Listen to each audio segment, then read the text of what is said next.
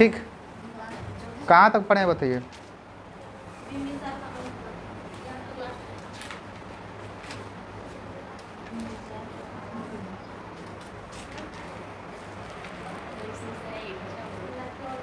बिंबिसार का अंत हो गया ना। अब लिखिए, हेडिंग डालिए अजात शत्रु। अब हेडिंग डालिए अजात शत्रु।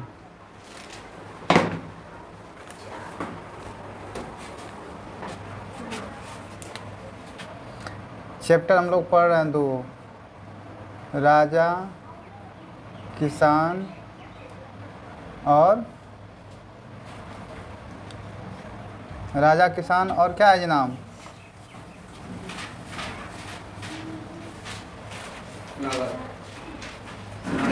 राजा किसान और नगर।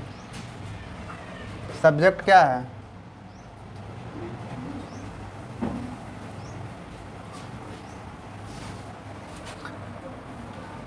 चैप्टर 2, चैप्टर नेम राजा किसान और नगर। लिखिए अजात शत्रु, लिख के डाल के लिखिए अजात शत्रु, लिखिए क्वेश्चन में हर्यक वंश। अजात शत्रु क्वेश्चन में हर्यक वंश। अजात शत्रु किसका लड़का है? बिंबिसार।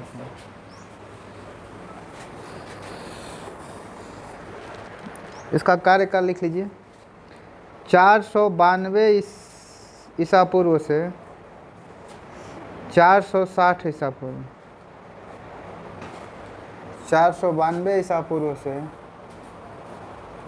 460 ईसा पूर्व।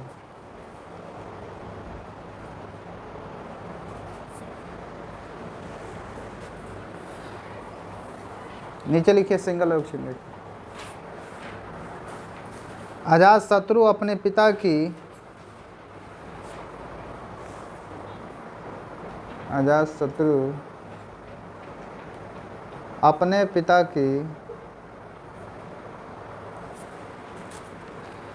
मत लिखिए, अपने पिता बिंबिसार की, ऐसे लिखिए, अपने पिता बिंबिसार की हत्या करने के बाद, बिंबिसार की हत्या करने के बाद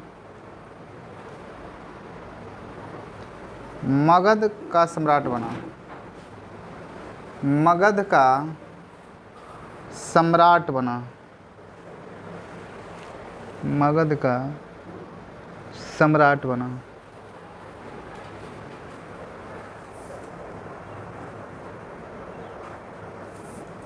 अगला एरो चिन्ह लिखिए।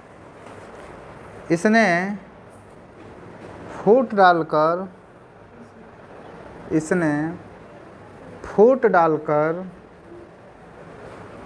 वज्जी संघ पर जीत हासिल की। वज्जी संघ पर जीत हासिल की। वज्जी संघ पर जीत हासिल की।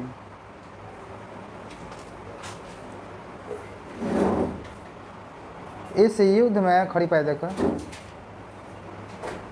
इस युद्ध में उन्होंने रथ मुसल एवं इस युद्ध में उन्होंने रथ मुसल एवं महाशिलाकंटक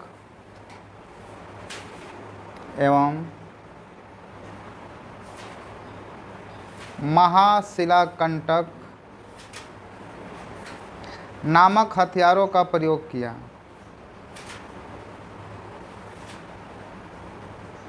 नामक हथियारों का प्रयोग किया।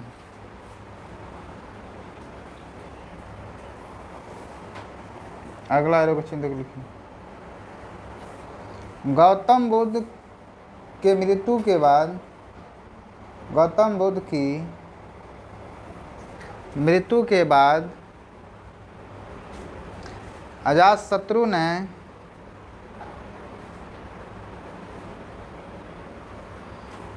राजगीर में उनकी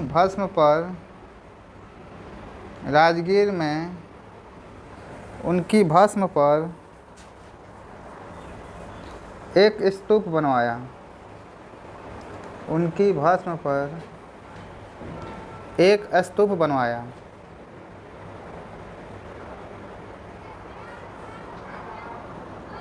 इसी के समय प्रथम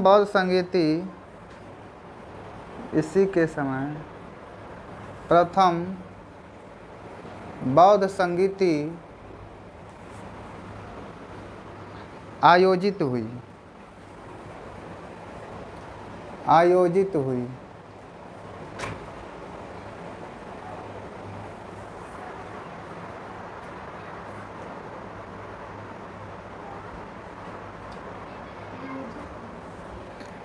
गए थे बीपीएससी एईडीओ का परीक्षा देने, तो यहाँ से क्वेश्चन पूछा था। चतुर्थ बौद्ध संगीति किसके शासनकाल में हुई थी, ये पूछा। इस पे याद भी करवाया था ट्रिक, अका अक ना।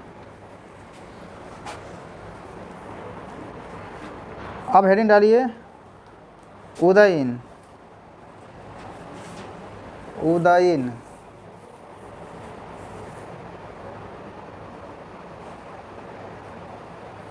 क्वेश्चन में हर्यक वंश, ये भी हर्यक वंश का ही है। ये किसका लड़का है, अजातशत्रु को। यो मार दिया, हत्या यो कर दिया अपने पिता का, कितबिया में दिया है। कितबिया में से बढ़िया दिया है नहीं।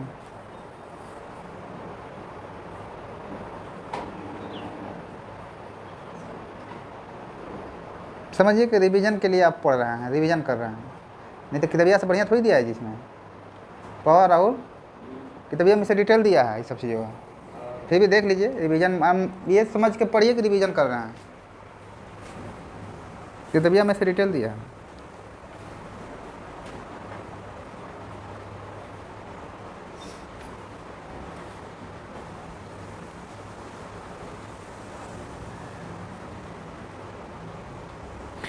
इसका कार्यकाल लिख लीजिए, 460 ईसा पूर्व से 444 ईसा पूर्व।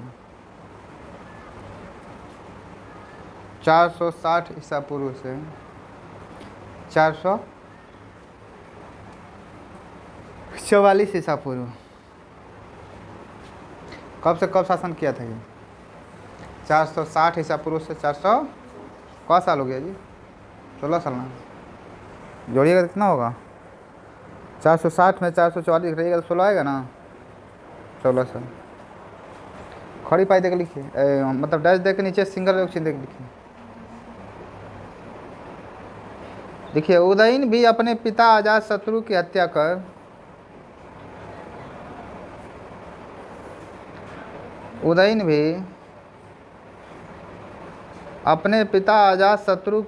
कर सिंहासन प्राप्त किया।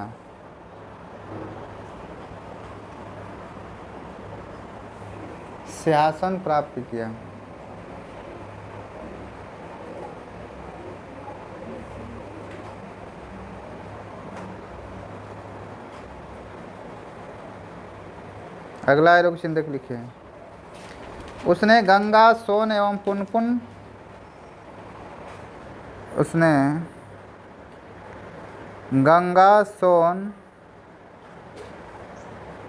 और पुनपुन कोष्ठ में गंडक नदी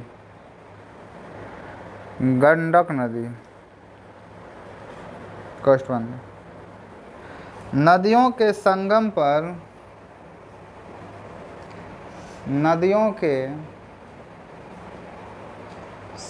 पर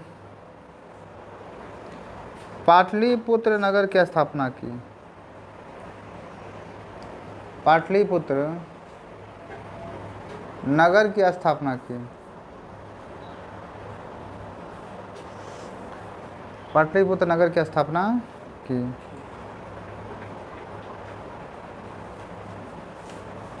एवं पाटलिपुत्र को राजधानी बनाया। पाटलिपुत्र को राजधानी बनाया, यहाँ से भी क्वेश्चन आया था, आप लोग बताइएगा। पूछा था ना कि पाटलिपुत्र से पहले मगध की राजधानी कहाँ थी, ये मारे हैं, सही है ना। वैशाली भी बना था कब,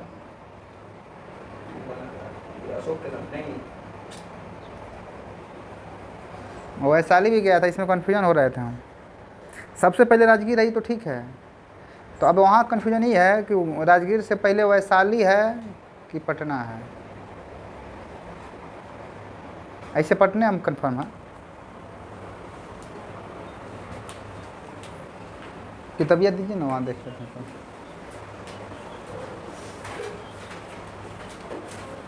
वहाँ किताब है, दिए रहू, दिया कहा दीजिए, तो उसमें दिया किताबिया में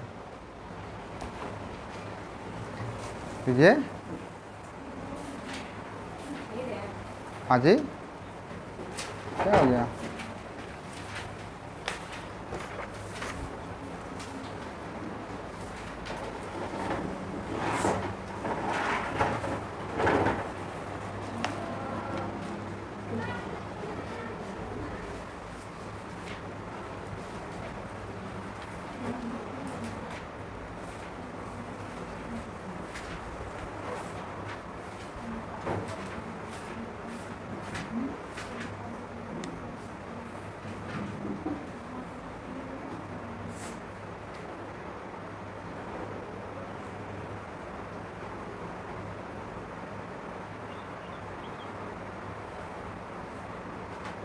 सही है, तो राजगीर पाटलिपुत्र के बाद वैशाली है, बाद में वैशाली है ना। शिशुनाग वंश है ना, उसमें वैशाली बना है। ठीक कर, हाँ इसी में थोड़ा सा हमको कन्फ्यूजन हो रहा था, भुला आ जाते हैं जी, क्या करिए, हर चीज़ दिमाग पर नहीं जाता।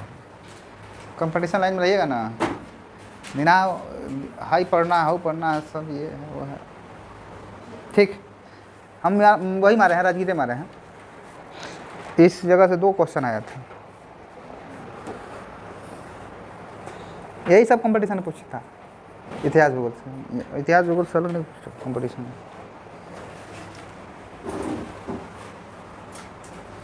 कहाँ तक पहुँचे आप लोग? पाटलिपुत्र नगर की स्थापना की एवं पाटलिपुत्र को राजधानी बनाया। अगला एरो को चिन्ह लिखिए। हर्यक वंश के अंतिम और कमजोर राजा या शासक, हर्यक वंश के अंतिम और कमजोर राजा या शासक नागदशक था। नागदशक था। नागदशक था।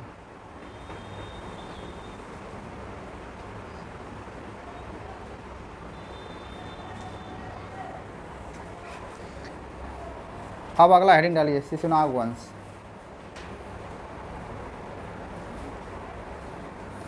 शिशुनाग वंश।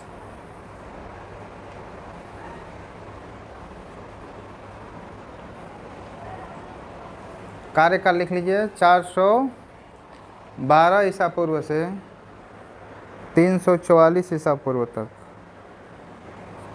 412 ईसा पूर्व से 300 ना, 412 ईसा पूर्व से 344 ईसा पूर्व तक।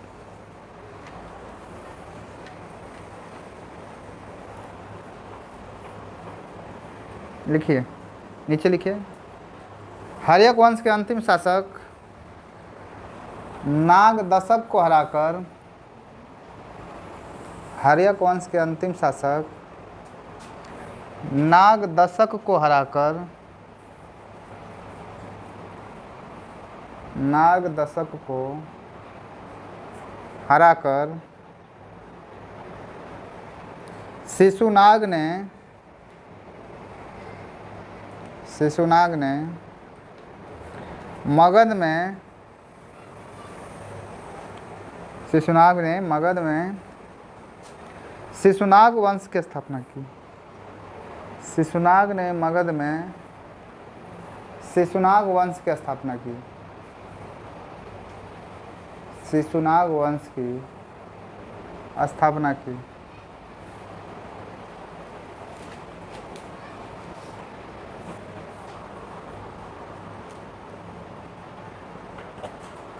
एक लाइन छोड़ के लिखिए, अगला एरोक्शन देखिए। यह राजवंश बहुत कम समय तक विद्यमान रहा। यह राजवंश बहुत कम समय तक विद्यमान रहा। बहुत कम समय तक विद्यमान रहा।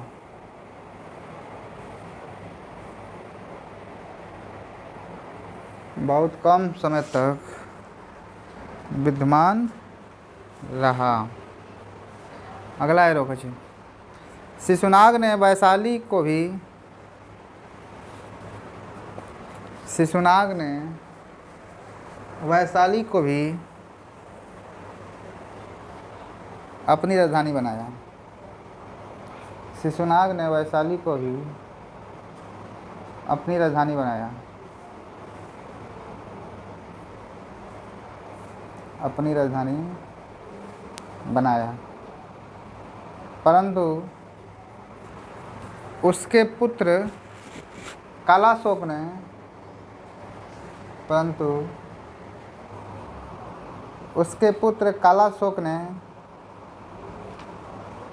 राजा बनने के बाद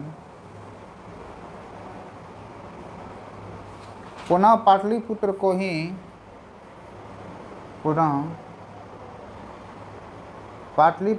ही अपनी राजधानी बनाया। अपनी राजधानी बनाया।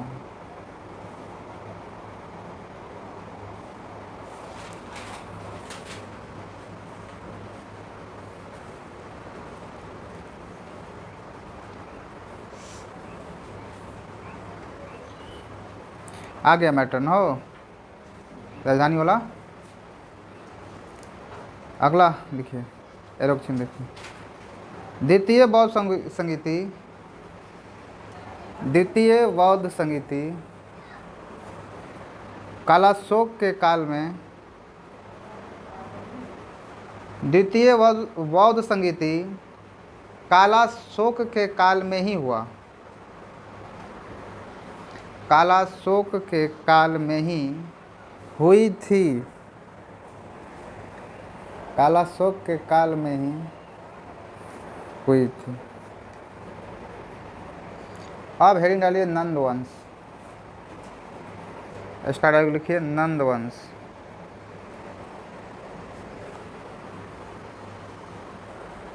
कार्यकाल लिख लीजिए 344 ईसा पूर्व से 322 ईसा पूर्व तक। 344 ईसा पूर्व से 322 ईसा पूर्व तक।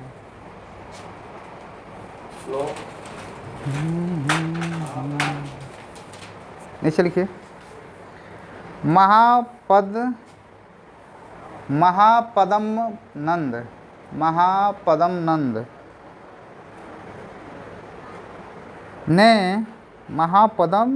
नंद ने शिशुनाग वंश का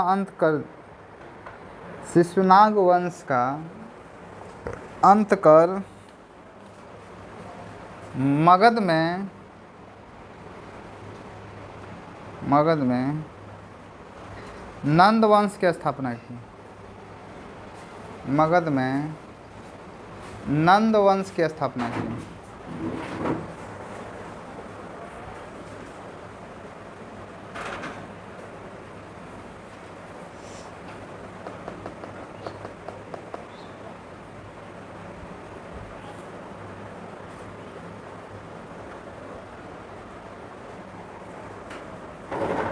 अगला एरोक्शन लिखिए नंद वंश का सबसे प्रसिद्ध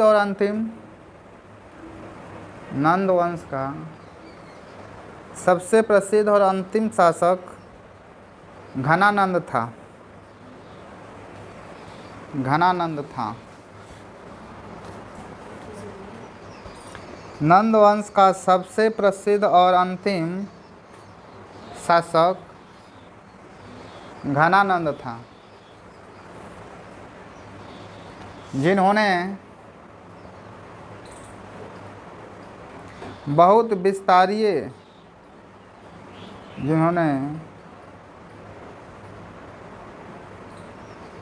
विस्तार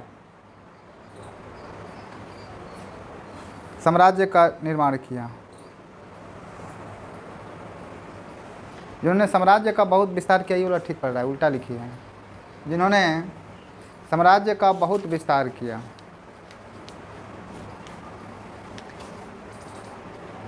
अगला एरो चिन्ह लिखिए।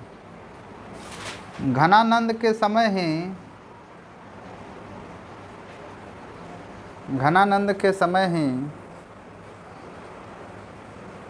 यूनानी राजा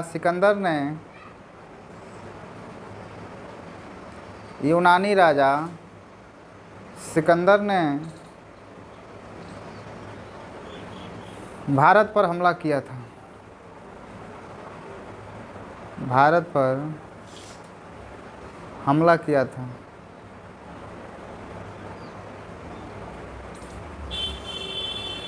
अगला एरो।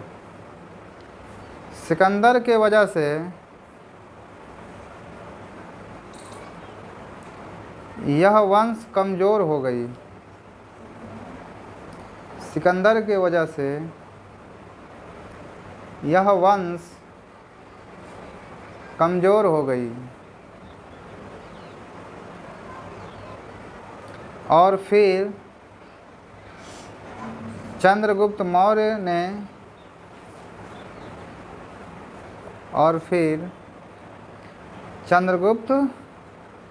ने मगध में नंद वंश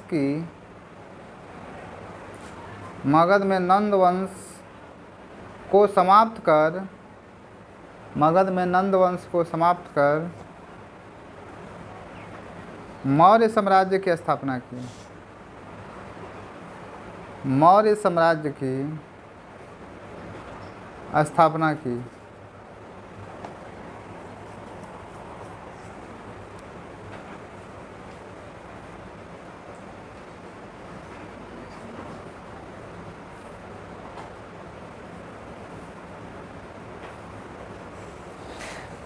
अगला हेडिंग डालिए।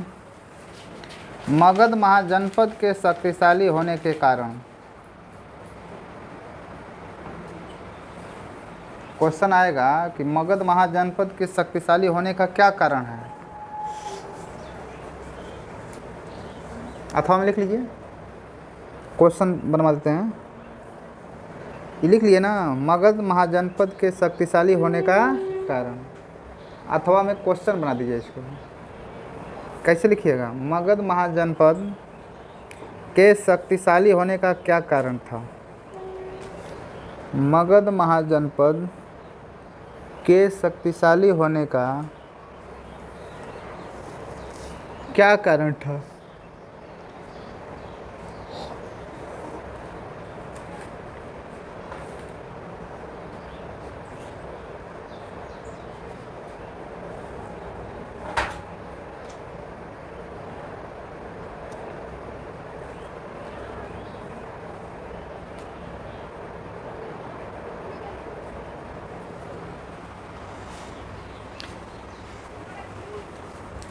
लिखिए। मगध में गंगा और सोन जैसी दो बड़ी नदियों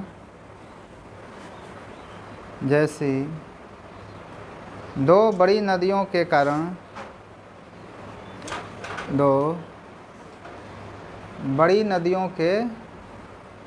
कारण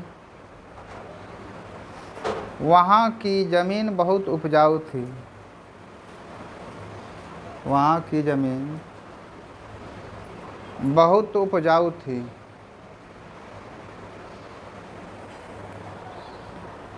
और खूब फसलें उगाई जाती थी।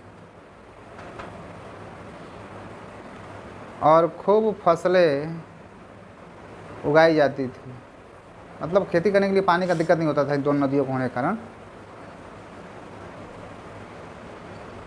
समझ में आ रहा है ना? यहाँ खूब खेती होगा, वहाँ वो आगे बढ़वे ना करेगा जी जगह। अगला रुख चिन्ह के लिखिए। गंगा और उसकी सहायक नदियाँ, गंगा और उसकी सहायक नदियाँ एक दूसरे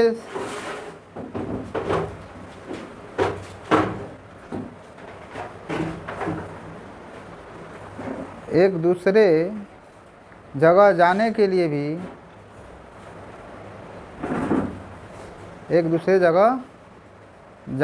लिए भी उपयोग होती थी।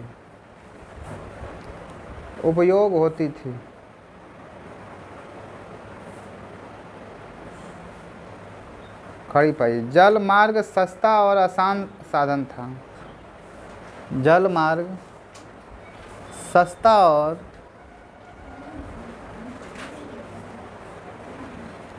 आसान साधन था।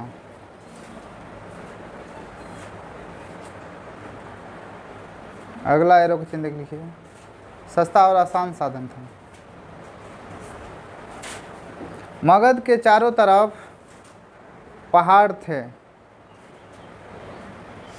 मगध के चारों तरफ पहाड़ थे, जिससे यह प्राकृतिक रूप से सुरक्षित था। जिससे यह प्राकृतिक रूप से सुरक्षित था या सुरक्षित थी।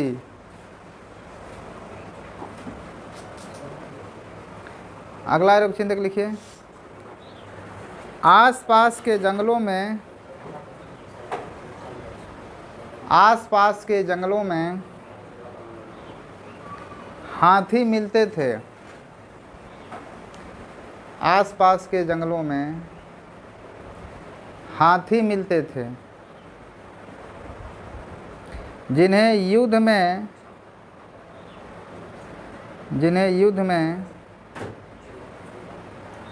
सैनिकों के काम में लाया जाता था। जिन्हें युद्ध में सैनिकों के काम में लाया जाता था। सैनिकों के काम में लाया जाता था।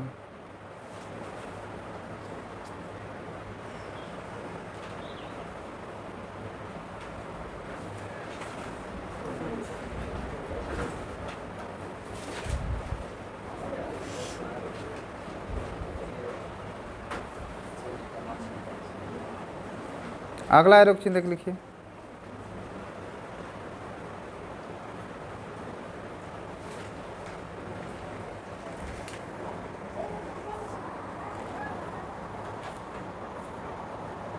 वहाँ लोहे की खदानें थी। नंबर 5वां है ना ये, जो भी है। हाँ, वहाँ लोहे की क्या थी? खदान, जिससे हथियार और औजार बनाए जाते थे। जिससे औजार और हथियार बनाए जाते थे।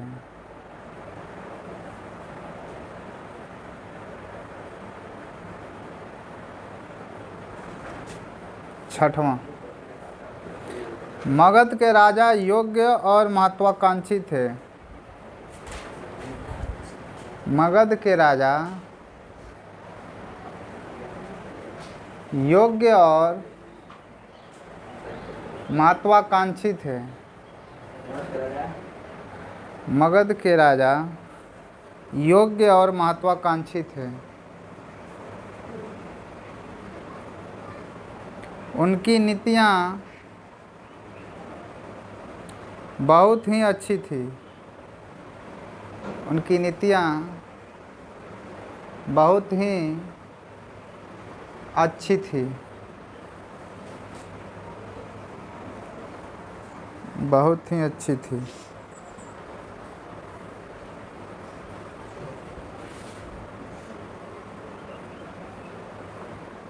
अगला, जैन और बौद्ध धर्म के अनुसार, जैन और बौद्ध धर्म के अनुसार अजातशत्रु और महापद्मनंद, अजातशत्रु और महापद्मनंद जैसे राजाओं, महापद्मनंद जैसे राजाओं की नीतियाँ बहुत प्रभावशाली थी। नीतियाँ बहुत प्रभावशाली थी, बहुत प्रभावशाली थी। नोट में लिखिए, झारखंड पहले बिहार में आता था। झारखंड पहले बिहार में आता था। नोट में लिख रहा है ना। अर्थात मगध में जो 15 नवंबर 2000 में बिहार से अलग हो गया, जो 15 नवंबर 2000 में बिहार से क्या हो गए, अलग हो गए।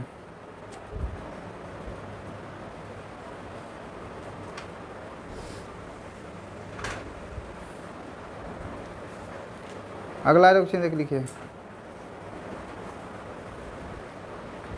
शुरुआत में राजगीर मगध की राजधानी थी। शुरुआत में राजगीर मगध की राजधानी थी।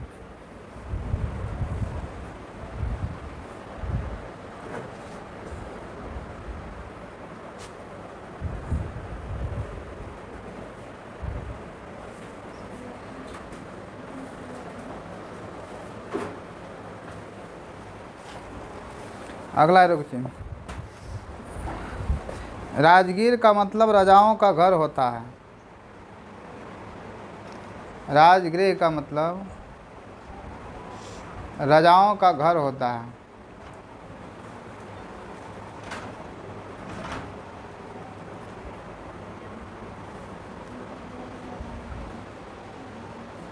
आगे चलकर, अगला क्वेश्चन देख लिखिए, आगे चलकर 4वीं शताब्दी ईसा पूर्व में, 4वीं शताब्दी ईसा पूर्व में पाटलिपुत्र को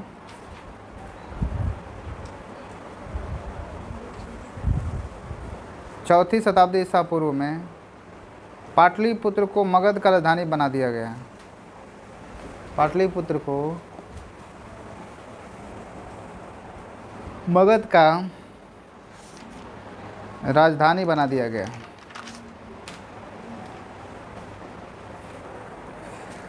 मगध का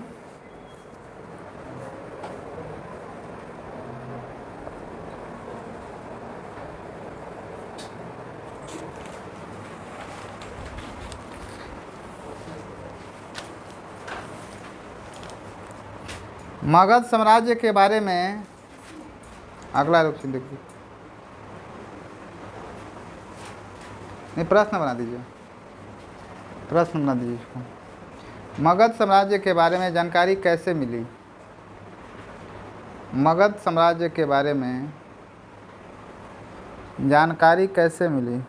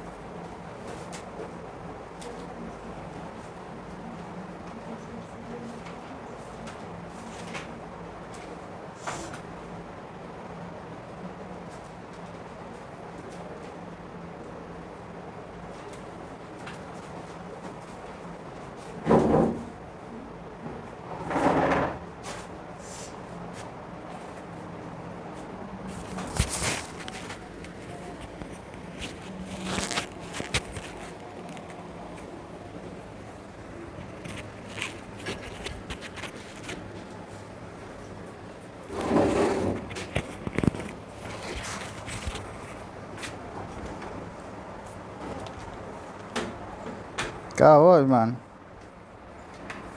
आंसर लिखिए जी। प्राचीन भारतीय इतिहास के अध्ययन के स्रोत।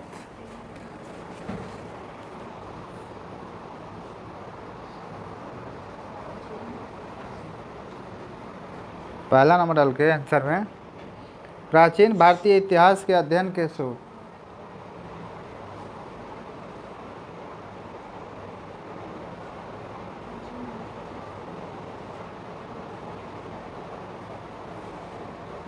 मतलब प्राचीन भारतीय इतिहास का अध्ययन करेंगे तो हमें मगध साम्राज्य के बारे में जानकारी मिलेगी। समझ में आ रहा ना?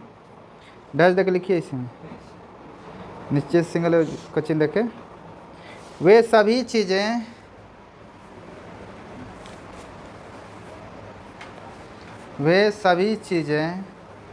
था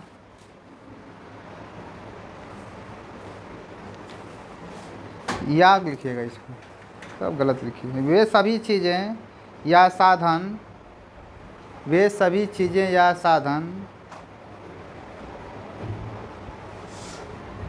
जिनकी सहायता से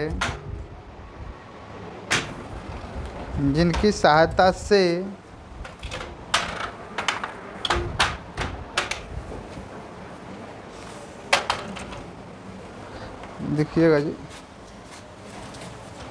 जिनकी सहायता से हम प्राचीन भारत के इतिहास के बारे में जानकारी प्राप्त करते हैं। इनकी मुख्य जानकारी प्राप्त करते हैं।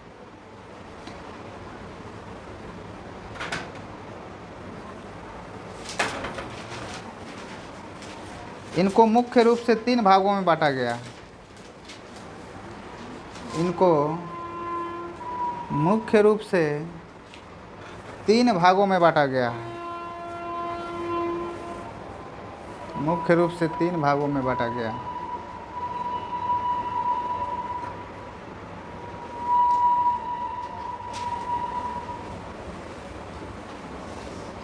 कितने रूपों में बांटा गया है जी? 3 रूपों में ना। पहला साहित्यिक स्रोत जैसे वेद, जैसे में लिखिए वेद, पुराण,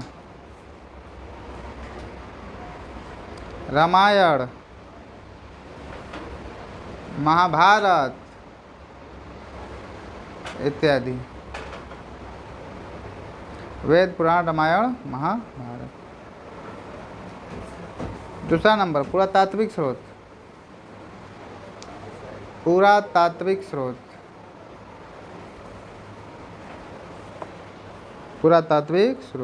डैश देख लिखिए, नहीं जैसे में डैश देख लिखिए, जैसे में लिखिए, डैश देके जैसे में लिखिए।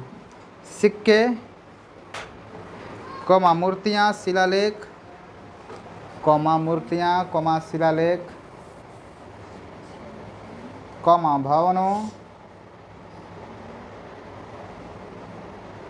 के अवशेष इत्यादि।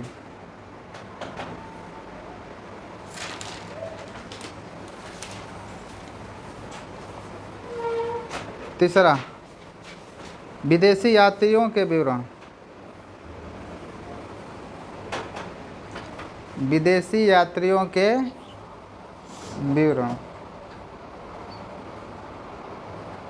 डैश देख लिखिए। प्राचीन भारत में आए, डैश देख लिखिए। प्राचीन भारत में आए ग्रीक, चीन और अरबी यात्रियों, ग्रीक मतलब यूनान, ग्रीक, चीन और अरबी यात्रियों ने जो लिखा यात्रियों ने जो लिखा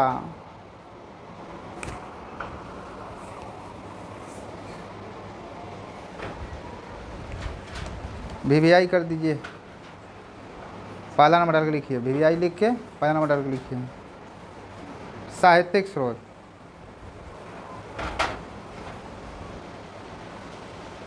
साहित्यिक स्रोत। अब इसमें ABCD करके लिखिए। ए में लिखिए ब्राह्मण साहित्य, ब्राह्मण साहित्य, ब्राह्मण साहित्य।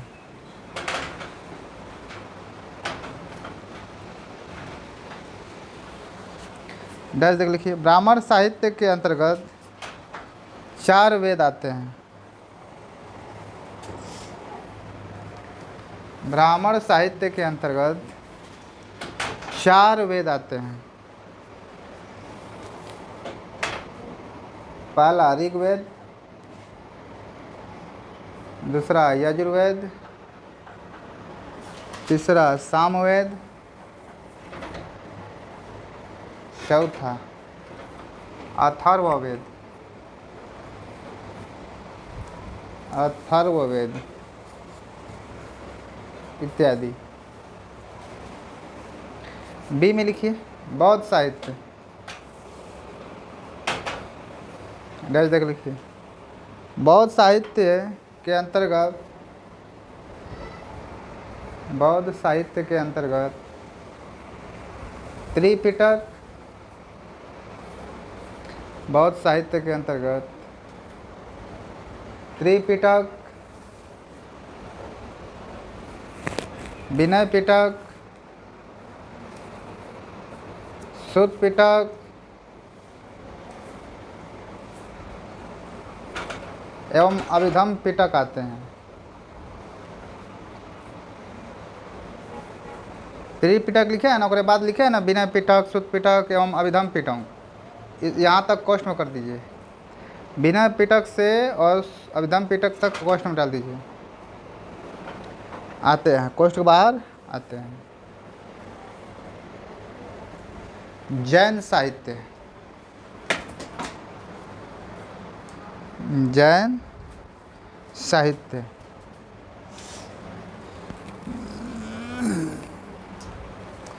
जैन साहित्य, डर देख लिखिए। जैन साहित्य को आगम कहा जाता है।